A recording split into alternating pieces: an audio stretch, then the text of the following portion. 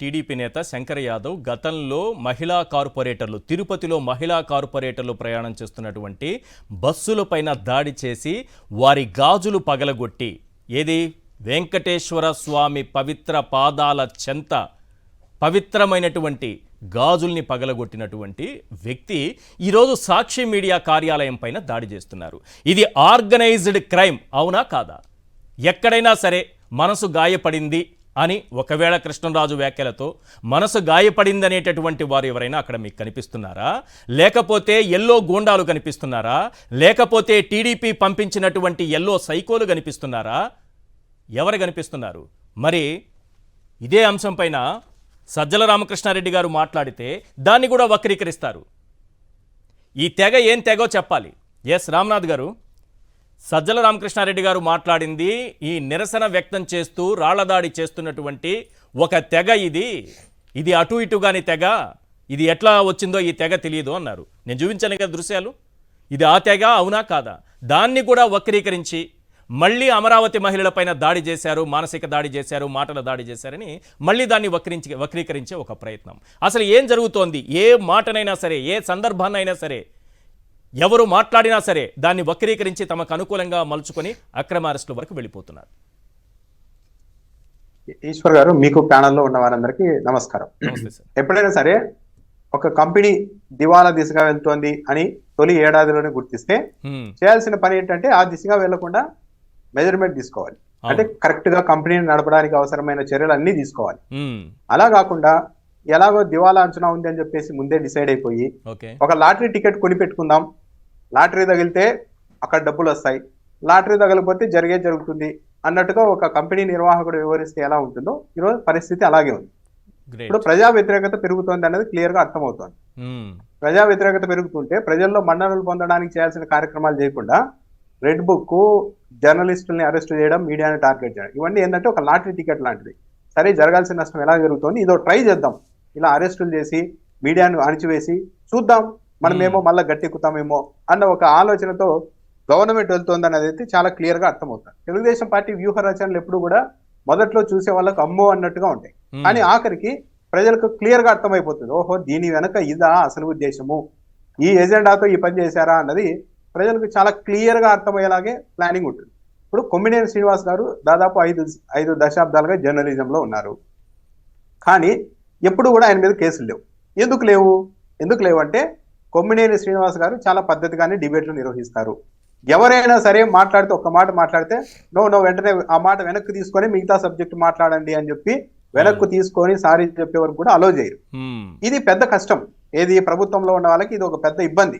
ఇలాంటి జర్నలిస్టుల వల్ల, ఇలాంటి వ్యక్తుల వల్ల ఈజీగా ఏదో బూతులు తిట్టే వాళ్ళు, అనుచితంగా మాట్లాడే వాళ్ళని అయితే ఈజీగా ఏదో కేసు పెట్టి టార్గెట్ చేసి లోపలేయచ్చు. చంద్రబాబు నాయుడు గారు ఇంకో విధానం, ఇందాక మన తిలక్ గారు చెప్పినట్టు, తనకు నచ్చని జర్నలిస్టులు ఉంటే యాజమాన్యాన్ని బెదిరించి మీకు అడ్వర్టైజ్మెంట్లు కావాలన్నా, మీకు మాతో సంబంధాలు ఉండాలన్నా పలానా ఉద్యోగిని తొలగించాలి, పలానా జర్నలిస్ట్ని తొలగించాలి అని చెప్పి తొలగించే అలవాటు ఉంది. కానీ ఇక్కడ అది కూడా లేదు కొమ్మినేని గారికి. ఎందుకంటే సాక్షి మీడియాని ప్రభావితం చేయలేరు చంద్రబాబు నాయుడు గారు. అలాంటి ప్రయోగం ఆల్రెడీ ఒకసారి ఎన్టీవీ దగ్గర చేశారు, సక్సెస్ అయ్యారు. కానీ ఇప్పుడు ఇక్కడికి వచ్చేసారు కొమ్మినేని గారు. దాదాపు 20 ఏళ్ల పాటు టీవీ డిబేట్లు నిర్వహిస్తూ ఉన్నారు కొమ్మినేని గారు. ఎప్పుడైనా ఎవరైనా, ఈవెన్ టీడీపీ వాళ్ళైనా సరే వ్యతిరేకంగా ఉంటున్నారు మాకే అనే ఆక్రోశమే, కానీ ఇగో పలానా చోట కొమ్మినేని శ్రీనివాస్ గారు వీళ్ళ తప్పుడుగా మాట్లాడారు, ఇదిగో అనుచితంగా మాట్లాడారని ఒక్కటి చూపెట్టగలిగారా? లేదు. ఇప్పుడు చంద్రబాబు నాయుడు గారికి యాజమాన్యాన్ని బెదిరించి కొమ్మినేని గారిని తప్పిద్దామా అంటే ఆ పరిస్థితి లేదు. ఏదో రోజు దొరుకుతారో టక్కన లోపలేసేద్దామంటే ఆ పరిస్థితి లేదు. ఇంకేమీ లేక కృష్ణరాజు గారు చేసిన వ్యాఖ్యల్ని ఈయనకు ఆపాదించి హఠాత్తుగా తీసుకొని వెళ్ళారు. గమనించండి, కృష్ణరాజు గారి పేరును పెద్దగా ఈ మధ్య ప్రస్తావించడం లేదు. మళ్ళా నిన్నట్టుండి మొత్తం కొమ్మినేని గారు, సాక్షి మీడియా, జగన్మోహన్ రెడ్డి, వైఎస్ భారతి గారు ఈ టాపిక్ మీదకి మళ్ళీ చేశారు. అంటే వీళ్ళ ఎజెండా ఏంటనేది చాలా క్లియర్ గా అర్థమవుతుంది. ఈ సీక్వెన్స్ కూడా గమనిద్దాం. ఫస్ట్ ఫ్రైడే మార్నింగ్ డిబేట్ లో ఇది జరిగింది. శనివారం ఉదయం నుంచే సోషల్ మీడియా రంగంలోకి దిగింది తెలుగుదేశం పార్టీకి సంబంధించి. సోషల్ మీడియాలో ఇంకా అది అయిపోయిన తర్వాత నైట్ కు మెయిన్ స్ట్రీమ్ మీడియాని దింపారు. మెయిన్ స్ట్రీమ్ మీడియా డిబేట్ నడిపింది, అంతా చేసింది. ఇక మొత్తం వేడి తగ్గిపోతోంది అనుకుంటున్న సమయంలో ఆదివారం మధ్యాహ్నం 1 గంట సమయంలో చంద్రబాబు నాయుడు గారు ట్వీట్ పెట్టారు. చంద్రబాబు నాయుడు గారు ముఖ్యమంత్రిగా ఉన్నారు. ఆ స్థాయిలో ఉన్న నాయకుడు సరే, కృష్ణరాజు గారు చేసిన వ్యాఖ్యలు చాలా దారుణమైన వ్యాఖ్యలు. ఆ వ్యాఖ్యలకు సంబంధించిన మళ్ళా వీడియోని తీసుకొచ్చి ట్విట్టర్లో పోస్ట్ చేశారు ఒక ముఖ్యమంత్రి గారు. అంటే ఇది ప్రొవోకేట్ చేయడం కదా, ప్రజల్ని రెచ్చగొట్టడం కదా. ఎవరో ఒక వ్యక్తి అన్న మాటల్ని ఇన్నిసార్లు ఎందుకు చేస్తున్నారు? సరే, చంద్రబాబు నాయుడు గారు ట్వీట్ చేసిన తర్వాత అసలు జనసేన పార్టీ కూడా ఇన్వాల్వ్ కాలేదు అని అనుకున్నారేమో కానీ సాయంత్రం పవన్ కళ్యాణ్ గారు ట్వీట్ చేసేసారు. సాయంత్రం నిజంగానే వీళ్ళకు ఖండించాలి అనుకుంటే అందరూ ఒకసారి ఖండించవచ్చు కదా. శనివారమే చాలా పెద్ద ఎత్తున దీని మీద చర్చ జరిపారు వాళ్ళు. ముఖ్యమంత్రి కావచ్చు, పవన్ కళ్యాణ్ కావచ్చు, ఆ రోజే ఖండించవచ్చు కదా. లేదు అంటే ఒక సీక్వెన్స్ గా ఒక ఆర్డర్ లో రావడం, ఒక మళ్ళా డౌన్ అవుతోంది వేడి అన్నప్పుడు మళ్ళీ ఇంకొకరు ఎంటర్ అవ్వడం, ఇది నడుపుతూ వచ్చారు. ఈ రోజు నేనంటే దీంట్లో భాగస్వామిగా ఉన్నారని నేను అన్నాను కానీ ఈ రోజు వెంకయ్య నాయుడు గారు కూడా ట్వీట్ చేశారు దీని మీద. వీళ్ళంతా ఎందుకు శనివారమే ట్వీట్లు చేయలేదు, ఎందుకు శనివారమే ఖండించలేదు? ఇక్కడికి ఒక ఎత్తు అయితే హఠాత్తుగా అదేదో శుక్రవారమో శనివారమో సాక్షి కార్యాలయాల మీద దాడులు చేశారంటే ఆవేశంలో చేశారేమో అని చెప్పుకోవడానికన్నా ఉండేది. కరెక్ట్. ఈరోజు ఫ్రైడే జరిగితే మండే మొత్తం రాష్ట్ర వ్యాప్తంగా అనంతపురం, శ్రీకాకుళం, విజయవాడ, విశాఖపట్నం, కడప, తిరుపతి ప్రతి చోట సాక్షి కార్యాలయం మీదకి వెళ్ళి రాళ్ళు దాడి చేస్తున్నది కూడా ఎవరు? డైరెక్ట్ గానే టీడీపీ కండువాలు వేసుకొని మరి తెలుగుదేశం పార్టీ కార్యకర్తలే వెళ్ళి దాడులు చేస్తూ ఉన్నారు. అంటే ఎక్కడ ఇంకొక ఫేజ్ మొదలైంది ఇప్పుడు. ప్రెస్ అకాడమీ చైర్మన్ గారు ఆలపాటి సురేష్ గారు ప్రెస్ మీట్ పెట్టారు ఇందాక. ఆయన చెప్తున్నారు అసలు రాజకీయ పార్టీల చేతుల్లో పేపర్లే ఉండకూడదు, ఈ ఇబ్బంది ఉంటుంది, వీళ్ళు దీని వల్ల ప్రజాస్వామ్యానికి మంచి జరగదు. తెలంగాణలో నమస్తే తెలంగాణ రాజకీయ పార్టీలు ఎంగిలి మెతుకులతో బతికే ఛానళ్ళు పత్రికలు అయితే ఉండొచ్చు అంటున్నా. అదే కదా కొమ్మినేని గారు. ఇప్పుడు ఇక్కడ ఎంగిలి మెతుకులతో బతకాలి తప్పిస్తే పార్టీలకి ఛానళ్ళు ఉండకూడదు. ఒకటి. రెండోది వారు చెప్పిన మాటల్లో ఇంకొక పాయింట్ కూడా ఉంది సార్. కొమ్మినేని గారు క్షమాపణలు చెప్పలేదు అని అంటున్నారు. ప్రెస్ అకాడమీ చైర్మన్ గా ఉండి కొమ్మినేని గారు క్షమాపణలు చెప్పలేదంటే మనం ఎవరికి చెప్పుకోవాలి? ఇక జర్నలిస్టులు ఎవరికి చెప్పుకోవాలి? ఇక మొత్తం తెలుగుదేశం పార్టీ మీడియా అంతా ఇప్పటికీ కూడా సాక్షి కావచ్చు, కొమ్మినేని గారు కావచ్చు సారీ చెప్పలేదని చెప్తున్నారు. కానీ ఆయన యాక్చువల్లీ సండే కేఎస్ఆర్ గారు లైవ్ షో ఉండదు, దీనికోసం ప్రత్యేకంగా లైవ్ షో పెట్టి మరి సారీ చెప్తే క్షమాపణ చెప్పలేదని ప్రెస్ అకాడమీ చైర్మన్ అంటున్నారు. మీడియా రాజకీయ పార్టీల చేతుల్లో మీడియా ఉండకూడదు. ప్రెస్ అకాడమీ తరఫున నేనే ఒక డిబేట్ ని ఇనిషియేట్ చేస్తున్నా, ఎవరైనా వచ్చి మాట్లాడండి, అది కరెక్ట్ అని మీరు చెప్పండి, ఎలా కరెక్ట్ కాదు నేను చెప్తాను అని ఒక డిబేట్ కి ఇన్వైట్ చేశారు. ఇక్కడ గమనించాల్సింది ఏంటంటే ముసుగేసుకొని తిరిగే వాళ్ళు ప్రమాదమా, నేరుగా మేము పలానా పత్రిక మాది పలానా వ్యక్తికి సంబంధించిందని డైరెక్ట్ గా చెప్పి ముందుకు నడిచే పత్రిక ప్రమాదమా? ప్రజలకు ఈజీగా అర్థమవుతుంది కదా ఏది అనేది. సరే, అసలు ఎవరి చేతిలో ఎవరు ఉండాలి, ఏ పత్రిక ఉండాలని నిర్ణయించడానికి ప్రెస్ అకాడమీ చైర్మన్ గారు ఎవరు? ఒక పత్రిక కావచ్చు, ఒక మీడియా కావచ్చు, అదేందో ఊరికి గాలికి సక్సెస్ కాదు కదా. పాఠకుల ఆదరణ ఉంటేనే కదా. సాక్షి ఈ స్థాయికి వచ్చింది అంటే పాఠకుల ఆదరణే కదా. సాక్షి పత్రికని ఫ్రీగా అమ్మడం లేదు కదా, ఫ్రీగా పంచడం లేదు కదా. కొనుక్కొని పాఠకులు చదువుతూ ఉన్నారు అంటే ఆ పత్రిక సక్సెస్ అవుతోందనే కదా. కానీ ఒక ప్రెస్ అకాడమీ చైర్మన్ గా ఉంటూ కొమ్మినేని గారు సారీ చెప్పలేదంటారు, నేను ఒక డిబేట్ ఇన్వైట్ చేస్తాను, ఈ మీడియా సంస్థలే ఉండడానికి వీల్లేదు అని చెప్తున్నారు. అంటే మేము నమ్మింది మాత్రమే కరెక్ట్, మీలో జనాలు సాక్షి చదివే పాఠకులంతా వెర్రి వాళ్ళు, మా మీడియా చదివే ఫాలో అయ్యే వాళ్ళు మాత్రమే తెలివైన వాళ్ళు అని ఒక ఇంప్రెషన్ ఇవ్వడానికి కదా ఇదంతా ట్రై చేస్తున్నది వీళ్ళు. ఒక ప్రెస్ అకాడమీ చైర్మన్ అంత దూరం వెళ్ళొచ్చా ఈశ్వర్ గారు?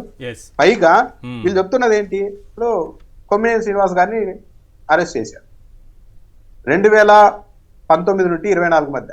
చాలా మంది జర్నలిస్టులు వైఎస్ఆర్ కాంగ్రెస్ పార్టీని వేధించారు చెప్పాలంటే. రోజు డిబేట్ పెట్టడం, ఇష్టానుసారం మాట్లాడడం. ఆ సమయంలో జర్నలిస్టుల జోలికి వెళ్ళకూడదు అన్న ఒక ఉద్దేశంతో మరీ పరిధి దాటిన వాళ్ళకి ఒకసారి నోటీసులు ఇచ్చి విచారణకు పిలిపించి పంపించారే కానీ ఎక్కడ ఇలా అరెస్టుల వరకు వెళ్ళలేదు. కానీ ఈరోజు 70 ఏళ్ల వయసున్న 5 దశాబ్దాలకు పైగా జర్నలిజం అనుభవం, 20 ఏళ్ల పాటు నిరంతరాయంగా డిబేట్లు నిర్వహించిన కొమ్మినేని శ్రీనివాస్ గారిని అరెస్ట్ చేసిన తర్వాత ఈ చప్పట్లు కొడుతున్న వాళ్ళంతా ఇప్పుడు ఆలోచన చేసుకోవాలి. మేము కొమ్మినేని అరెస్ట్ చేయించగలిగామని చెప్పి కొన్ని మీడియా సంస్థలు చప్పట్లు కొట్టుకుంటున్నాయి. కానీ ఈ కాలం ఇలాగే ఉంటుందా? ఒక బ్యాడ్ ప్రొసీడింగ్ మొదలు పెట్టారు కదా. పద్ధతిగా డిబేట్లు చేసే కొమ్మినేని అరెస్ట్ చేయగలిగినప్పుడు నిరంతరం డిబేట్లు పెట్టి ఆ డిబేట్లకు వచ్చే గెస్ట్లతో మాట్లాడండి, ఇంకా ఇష్టానుసారం తిట్టండి అని ఎంకరేజ్ చేసి ఆ వీడియోలను తీసుకొని వచ్చి మళ్ళా యూట్యూబ్ లో పెట్టి ముఖ్యమంత్రి తలకాయ నరికేయాలనే తమ్ముడేలు పెట్టి భారతీ గారి మీద, జగన్మోహన్ రెడ్డి మీద రకరకాలుగా వీడియోలు చేసిన వాళ్ళందరూ పరిస్థితి ఏంటి? ఈ సాంప్రదాయం కొనసాగితే పరిస్థితి ఏంటంటే ఈ రోజు కూడా వీళ్ళు నీతులు చెప్పిన రోజు, ఈ రోజు కూడా టీవీ5లో రేణుకా చౌదరి గారు ఎంత దారుణంగా మాట్లాడారో జగన్మోహన్ రెడ్డి గారి గురించి మీరు విన్నారో లేదో? నేను విన్నానండి. మరి దారుణంగా చంపేయాల్సింది అన్నట్టు మాట్లాడుతున్నారు. ఇప్పుడు కృష్ణరాజు గారు చేసిన వ్యాఖ్యలు తప్పు, ఆ వ్యాఖ్యలు తప్పు అంటూనే నిన్న మహా టీవీలో ఒక తమ్ముడేలు పెట్టారు, భారతి గారి ఫోటో పెట్టి. మరి అదెంత అరాచకం అండి, అది చెప్పడానికి కూడా వీళ్ళే తమ్ముడేలు పెట్టేశారు. అంటే వీళ్ళంతా ఏంటంటే ఒక ఆర్గనైజ్డ్ గానే పనిచేస్తూ ఉన్నారు. దీన్ని వారాల తరబడి నడపాలి. కాకపోతే పబ్లిక్ ఏమనుకుంటున్నారు అనేది తెలియడం లేదు. మీడియా పల్సే పబ్లిక్ పల్స్ అని చంద్రబాబు నాయుడు గారు పొరపడుతున్నారు. సామాన్య ప్రజల్లో అడిగితే ఈ విషయాన్ని, అవును ఒక ఆయన ఏదో తప్పుగా మాట్లాడారు, ఆ మీడియా వాళ్ళు సారీ చెప్పారు, కొమ్మినేని సారీ చెప్పారు. దీనికి 3-4 రోజుల తర్వాత తెలుగుదేశం పార్టీ కార్యకర్తలను తెచ్చి సాక్షి మీద దాడి చేయడం ఏంటి, సాక్షి కార్యాలయం మీద దాడి చేయడం ఏంటి? అంత ఆవేశం అంతా చల్లారిపోయిన తర్వాత దాడి చేస్తున్న వాళ్ళందరూ కూడా టీడీపీ గోండాలు అనేది చాలా క్లియర్ గా దృశ్యాల్లో కనిపిస్తోంది. ఇదే శంకర్ ఇప్పుడు వేశాను కదా, అంటే వాళ్ళు కండువాలు వేసుకొని వచ్చారు ఈశ్వర్ గారు. మరి ఏమంటే శంకర్ యాదవ్ ఆయన మహిళా కార్పొరేటర్ల పైన దాడి చేసిన వ్యక్తి. మహిళల పట్ల ఈయన గౌరవం ఉన్నట్టు, చంద్రబాబు నాయుడు గారికి మరీ గౌరవం ఉన్నట్టు, లోకేష్ గారికి ఇంకా గౌరవం ఉన్నట్టు వారి తరపున వచ్చి ఈయన పోరాటం చేస్తున్నారు. పార్టీ కండువాలు వేసుకొని వచ్చారు. అలా కండువాలు వేసుకోకుండా వచ్చి ఉంటే సామాన్య ప్రజలు దాడి చేశారని కూడా చెప్పేవాళ్ళు. సామాన్య ప్రజలంతా ఇంకా సాక్షి మీడియా ఉండడానికి వీల్లేదని డైరెక్ట్ వాళ్ళే వచ్చి దాడి చేస్తున్నారని కూడా ప్రచారం చేసే లెవెల్కి వెళ్ళారు. ఇదేంటంటే టార్గెట్ సాక్షి. సాక్షి అనే మీడియా సంస్థ లేకపోతే ఏ మీడియా సంస్థనైనా లొంగ తీసుకోవచ్చు, ఏ జర్నలిస్ట్ అయినా భయపెట్టచ్చు. కానీ సాక్షి అనేది మనకి కంట్రోల్ చేయడం సాధ్యం కావడం లేదు. ఒక సాక్షి లేకపోతే ఏ పథకం ఇవ్వకపోయినా అడిగేవాడు ఉండడు, ఏ అరాచకం జరిగినా అడిగేవాడు ఉండడు, ఎన్ని అత్యాచారాలు ఎన్ని హత్యలు జరిగినా కూడా ప్రచురించే పత్రికలు ఉండవు. అంతే కదా, ఇప్పుడు సాక్షిలో తప్ప ఎక్కడ వస్తున్నాయా ఇష్యూస్ అని.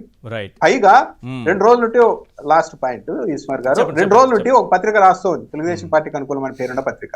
లేదా సాక్షి మీడియాలో చిన్న చిన్న అంశాలు కూడా పెద్ద పెద్ద అంశాలుగా రాస్తూ ఉన్నారు. అంటే ఒక గ్రామంలో ఒక చిన్నారి పైన అత్యాచారం జరిగితే అది మొదటి పేజీలో వేస్తే అది పెద్ద వార్త అవుతుందా? అది ఆ వార్తకు అంత తీవ్రత లేదని జడ్జిమెంట్ ఇస్తూ ఉన్నారు. పైగా ఇదంతా ఆర్గనైజ్డ్ గా జరుగుతుందనడానికి మరో నిదర్శనం ఏంటంటే సాక్షి వాళ్ళు వైసీపీ వాళ్ళు కలిసిపోయి పనిచేస్తున్నారని కూడా కథనాలు రాస్తున్నారు.